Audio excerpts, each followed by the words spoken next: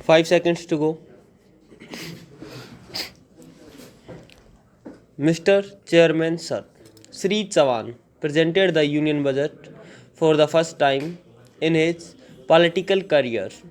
Sri Chavan is a very experienced politician and an able administrator. He has held a number of important positions in the past. He has been the Chief Minister of a progressive state like Maharashtra, Home Minister, and Minister of Defense at the center, and held a number of other positions. I am impressed by his abilities since long. The way he gave an account of his experience and farsightedness while presenting his maiden budget is indeed commendable. This budget is commendable and significant in many respects. The tempo maintained by the government since 1980 for alleviating poverty and providing employment to the people is praiseworthy. The efforts of the government have resulted in an increase in these activities year after year, and this too is commendable. But this year, the Honorable Minister has broken all previous records as he has given special impetus to the poverty alleviation program in the budget. The most significant among all these programs is the Jawaharlal Nehru Rozgar Yojana, under which there is a proposal to provide employment to one number in each family in 120 districts. It is in itself a revolutionary step. Our party has decided that employment must be given to at least one person in each poor family all over the country. Though details of the program as to how this scheme will be implemented and how employment will be provided are still to come before us. Yet I would like to praise this bold decision, the benefits of which will reach lakhs and crores of people throughout the country and will provide relief to them. A number of concessions have been given to poor people in this budget with a view to providing them relief, but at the same time, it gave a setback to the middle class.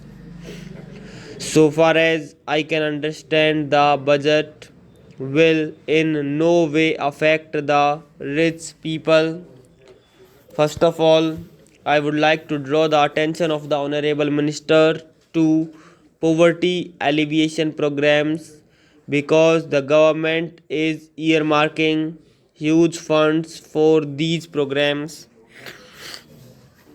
Now it becomes the duty of the central government to see that the money reaches the people properly.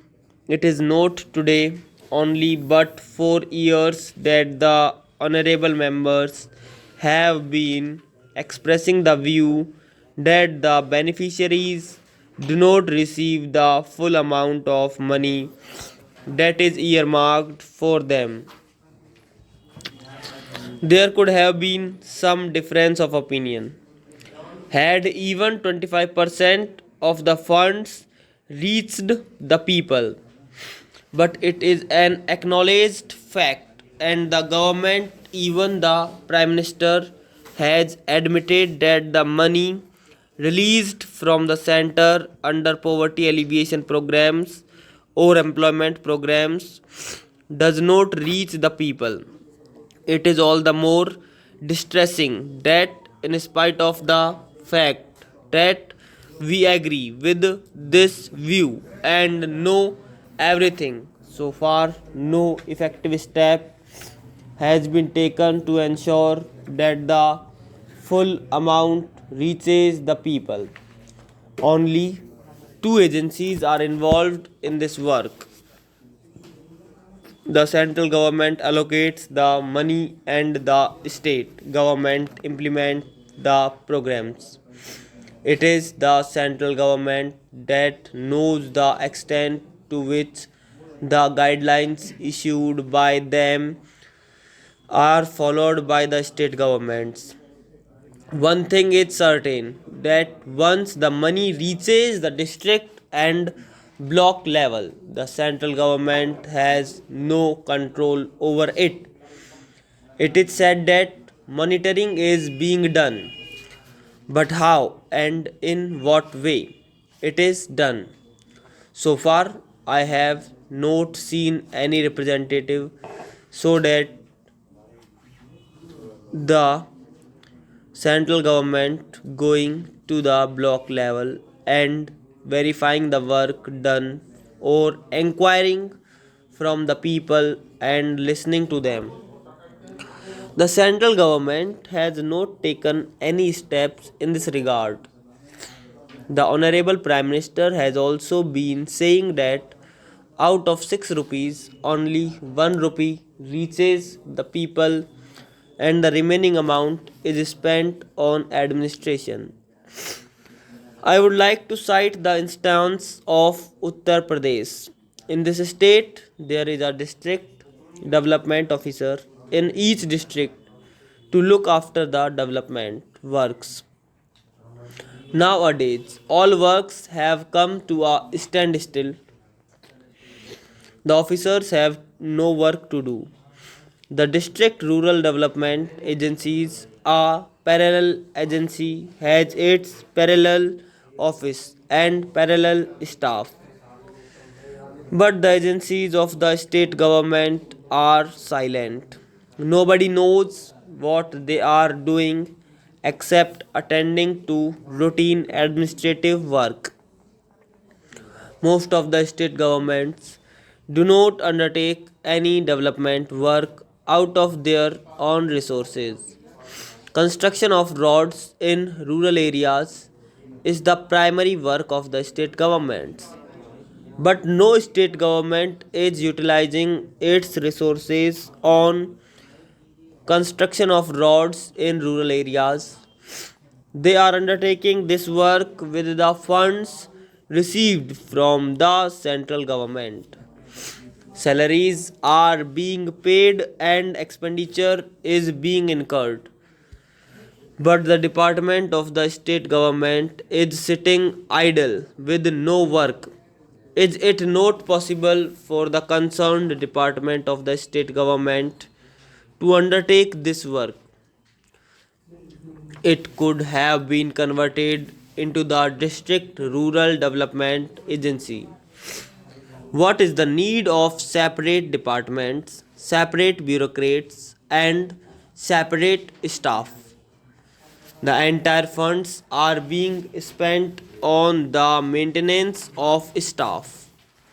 Honorable Minister of Finance might be aware that the state governments do not want to mobilize resources.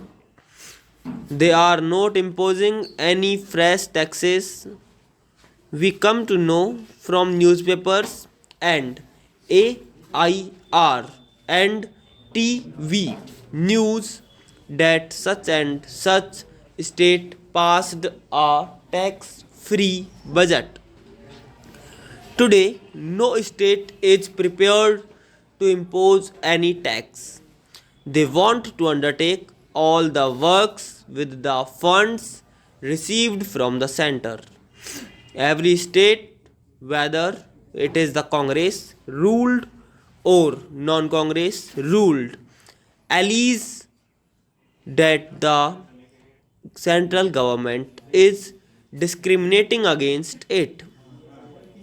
It has become a tendency with the state governments not to levy any taxes They want to depend entirely on funds given by the center. All the state governments, whether it is the Congress or the non-Congress government, want to avail of the credit facility.